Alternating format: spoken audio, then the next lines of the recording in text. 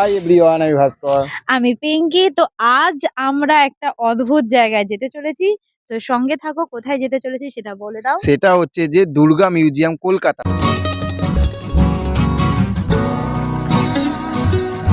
দুর্গা মিউজিয়ামে ঢুকেই যেটা দেখতে পারবে সেটা হচ্ছে কি, এই যে এখানে যে আমরা যে অনেকেই জানি কি যে বিভিন্ন ধরনের গাছ, কিন্তু এটা আমাদের সচরাচর দেখা যায় না, যেগুলো এখানে দেখতে পারবে। ফার্স্টেই কে যারা যারা এখনো মেহগিনি গাছ কোনটাকে বলে বা কি, এখানেই যেরকম ফার্স্টেই দেখতে পাবে যে মেহগিনি, ঠিক আছে, মেহগিনির পরেই এখানে যেরকম দেখতে পেয়ে যাবে কি জারুল। আমিও কিন্তু ফার্স্ট টাইম কিন্তু দেখছি এই গাছটা, ঠিক আছে, আর নামটাও কিন্তু আমি ফার্স্ট টাইম দেখছি। তো দেখতেই পাচ্ছ, তার সাথে সাথে অসাধারণ একটা লেক, যেটা একদম মানে এত এত এত ভালো লাগছে। তার বাতাসটা বলো, এটা বলো, এইটা সবচেয়ে শীতকালে থেকে বেস্ট অফ বেস্ট হচ্ছে গরমকালে। তারপরে দেখবে এখানে যেরকম জারুলের পরে এই সাইডে যেরকম দেখতে পাবে শিমুল গাছ, যেটা মানে আমাদের শিমুল যে তুলো, এই তুলো গাছ, এটা হচ্ছে এই তুলো গাছ দেখতে পাবে। তা চলো এবার সোজা এবার যাওয়া যাক লেকটাকে দেখতে দেখতে, প্লাস মিউজিয়াম যেটা মেন উদ্দেশ্য আমাদের, সেইটার দিকে এবার যাওয়া যাক। তো এতক্ষণ ধরে তোমাদেরকে একটু গাছ দেখালাম, এবারে চলো একটুখানি লেকটা একটুখানি তোমাদেরকে ঘুরে দেখাই।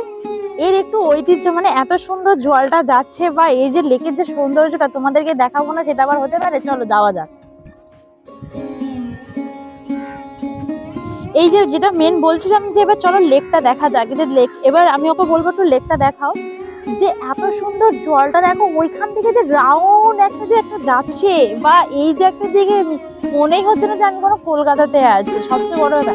আর এই যে দেখো একটা গাছের একটা যে স্তম্ভ মতন করা আছে বা আছে, যেটা ল্যান্ডের মতো, আইল্যান্ডে যেরকম আমরা দেখতে পাই, যেটা দেখতে যে চারিদিকে দেখো যে কত সুন্দর মাছরাঙা পাখিগুলো, বকগুলো সব বসে আছে, এত ভালো লাগছে দেখতে।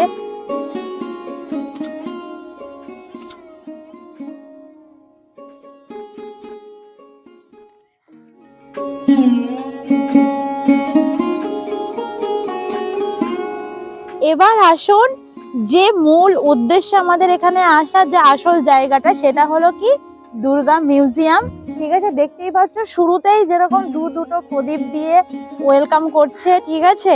তো চলো যাওয়া যাক। তো আমরা যেখানেই ঢুকেই গিয়ে দেখতে পাবে যেটা হচ্ছে কি, যে মা ফিরে এলো। কেন মা ফিরে এলো সেটা গিয়ে দেখাচ্ছি বা বলছি, চলো।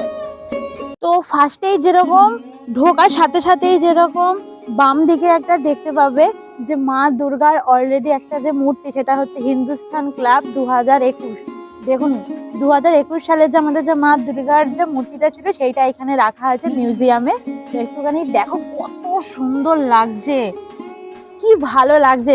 যারা যারা আমরা মানে 2021-এ ঠাকুর দেখে নিয়েছি, ভুলে গেছি ব্যাস, কিন্তু এই মিউজিয়ামে এলে সেই পুরনো স্মৃতি, সেই পুরনো মাকে দেখতে পেয়ে যাবে এখানে। তো এবার দেখুন ডান দিকে একটা কি আছে মায়ের মূর্তি, সেটা হচ্ছে চেত্রা অগ্রণী ক্লাব 2017 শিল্পী ভবত সুতার। তো এই যে মায়ের মূর্তিটা দেখতে পাচ্ছ, প্লাস মায়ের কাঠামোটা দেখো, যে সাইড দিয়ে কত সুন্দর, যে যেরকম মার মানে পরিবার নিয়ে আছে, কত সুন্দর খোদাই করেছে কাঠের মধ্যে দিয়ে। প্লাস এই পিলারটাও দেখাতে বলবো, যে পিলারের গায়ে গায়ে কত সুন্দর করে খোদাই করে এত সুন্দর ডিজাইন করে তুলে ধরেছে। তো এবার চলো, যে এখানে যেরকম প্রথমেই তোমাদের ঢুকেই যেরকম দুদিকে দুটো ঠাকুরকে মানে মা দুর্গাকে দেখালাম, তো ঠিক আছে। তো চলো, মা ফিরে এলো, এবার আসল জিনিসকে দেখাচ্ছি, কেন মা ফিরে এলো, কি বৃত্তান্ত প্রথমেই বলেছি। তো চলো এবার যাওয়া যাক। আচ্ছা, ঢুকতেই আপনারা যখন এখানটায় যখন এন্ট্রিটা নেবেন, এখানে একটা জিনিস দেখুন, যে এখানে কিন্তু প্রত্যেকটা ধাপে কিন্তু এক যে এই লাইনে যে মূর্তিগুলো রয়েছে, যে ডিজাইনগুলো, তারই নিচে কিন্তু আরেক রকমের ডিজাইনটা রয়েছে। কিন্তু এত সুন্দর লাগছে, এবং যে একই যে মানে ডিজাইনগুলো, একই যে মূর্তিগুলো যে মানে পরপর সাজিয়েছে তা না, প্রত্যেকটা লাইনে কিন্তু আলাদা আলাদা আলাদা আলাদা আলাদা আলাদা করে কিন্তু ডিজাইনগুলো রয়েছে। এটা কিন্তু মেন, যে মিউজিয়ামে যে ঢোকার আগে যে এত সুন্দর লাগছে, যে এন্ট্রিটা যদি এত সুন্দর হয়, তাহলে আর ভেতরে তাহলে আরো কত সুন্দর লাগবে। তো আসুন এবার আমরা ভেতরের দিকে এগিয়ে যাব।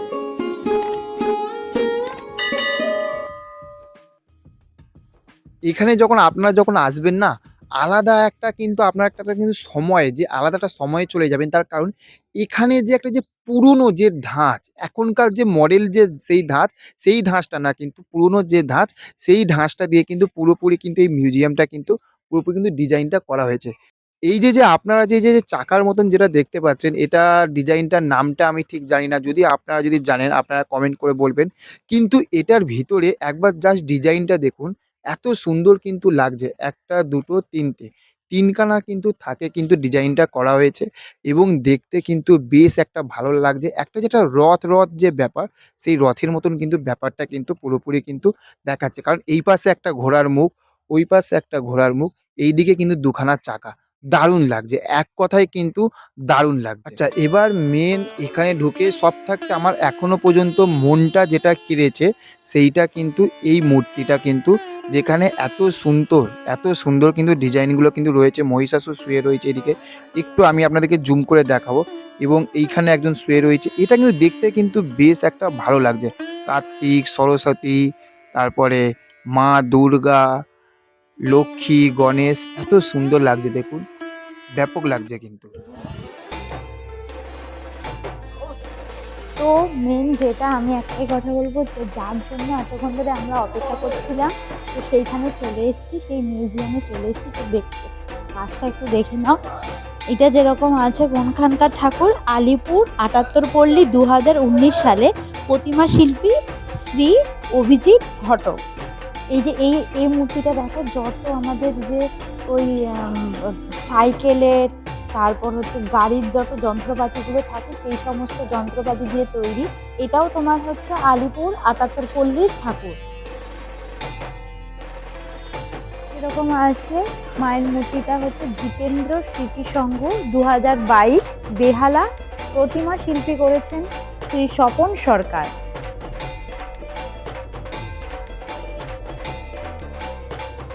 তারপরে যেটা আছে ভবানীপুর ৭৫ পল্লী ২০১৭, প্রতিমা শিল্পী শ্রী বিমান সাহা।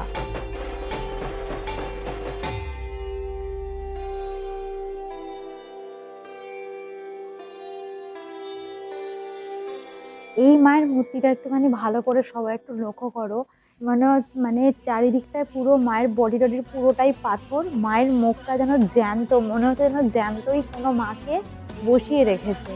তো এটা হচ্ছে বরিশা ক্লাবের মূর্তি। অসাধারণ লাগছে। এই মূর্তিটা একটুখানি লক্ষ্য করো। ওকে একটুখানি সামনে আনতে বলবো বা ভালো করে দেখাতে বলবো। ওই যে আমরা যে ক্রাম খেলি না, ক্রাম বোর্ডের যে গুটিগুলো, সেইগুলো দিয়ে পুরোটা মানে মাকে তৈরি করেছে।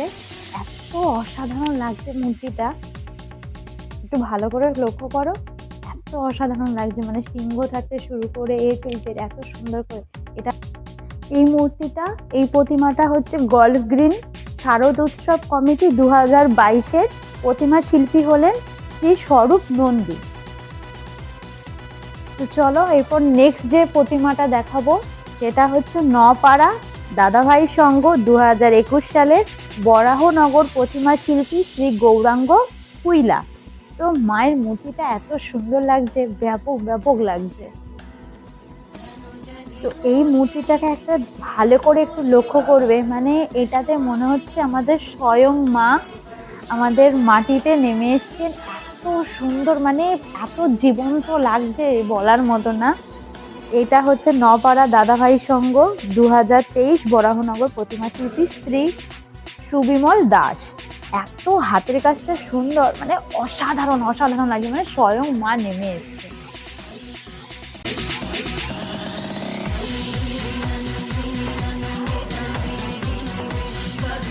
চেতলা অঘ্রাণীর একটা তো ঠাকুর প্রতিমা প্রথমেই দেখেছিলে, আর একটা যেটা আছে চেতলা অঘ্রাণী ২০২০, প্রতিমা শিল্পী অনির্বাণ দাস। এটাও একটা অসাধারণ, মানে মায়ের কোমরে চতুর্দিকে সাপ, মানে এত মানে চুল থাকতে শুরু করে যেন সাপে যেন ছেয়ে গেছে, মানে অসাধারণ। এমনকি সাপের মূর্তি থাকতে শুরু করে খুব সুন্দরভাবে ফুটিয়ে তুলেছে।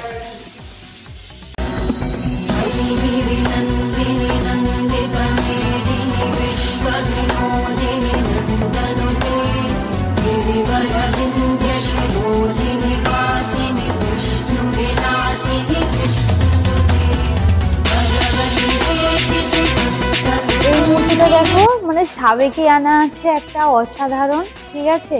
এই প্রতিমাটা হচ্ছে আরোহীতলা সার্বজনীন দুর্গা উৎসব 2024-এ, মানে গত বছরই ঠাকুর ছিল এটা।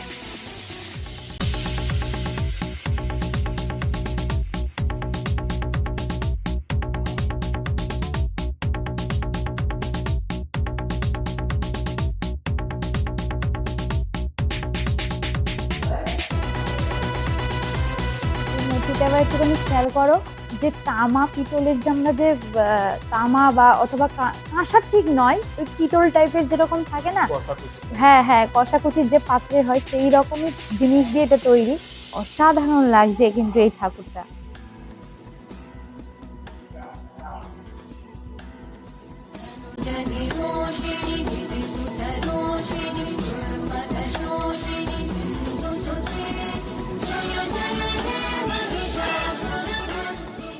আমাদের তো দারুণ লেগেছে।